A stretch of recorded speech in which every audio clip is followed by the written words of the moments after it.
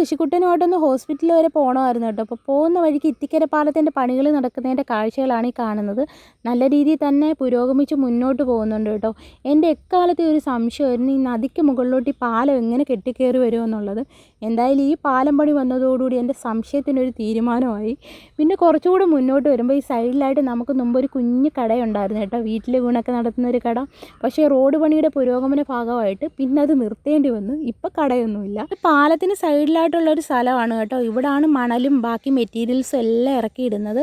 വലിയ വലിയ മിഷനെല്ലാം കൊണ്ടുവച്ച് റോഡ് പണിയുടെ ആവശ്യത്തിനായിട്ട് ഉള്ള സാധനങ്ങളെല്ലാം ഇവിടെ നിന്നാണ് കൊണ്ടുപോകുന്നത് കേട്ടോ. അപ്പോൾ പാലം പണിയുടെ ആവശ്യത്തിന് കൊടുക്കും, റോഡ് പണിയുടെ ബാക്കി ആവശ്യങ്ങൾക്ക് ഇവിടെ നിന്നാണ് മെറ്റീരിയൽസ് എല്ലാം കൊണ്ടുപോകുന്നത്. അപ്പോൾ ഇപ്പോൾ മഴ സമയമായിട്ട് വലിയ കുഴപ്പമൊന്നുമില്ലാതെ ഇങ്ങനെ കിടക്കുന്നുണ്ട്. പക്ഷേ ഉണക്ക സമയത്ത് നല്ല ബുദ്ധിമുട്ടാണ് കേട്ടോ. ഇതെല്ലാം പൊടി പറന്ന് ഈ റോഡ് സൈഡിലായിട്ടൊക്കെ താമസിക്കുന്ന വീടുകളിലോട്ട് കയറി നല്ല ബുദ്ധിമുട്ടുണ്ടാക്കാറുണ്ട്. എത്ര ബുദ്ധിമുട്ടാണെങ്കിലും പിന്നെ പുരോഗമനങ്ങൾ സംഭവിക്കുകയും മാറ്റങ്ങൾ വരികയും വേണമല്ലോ.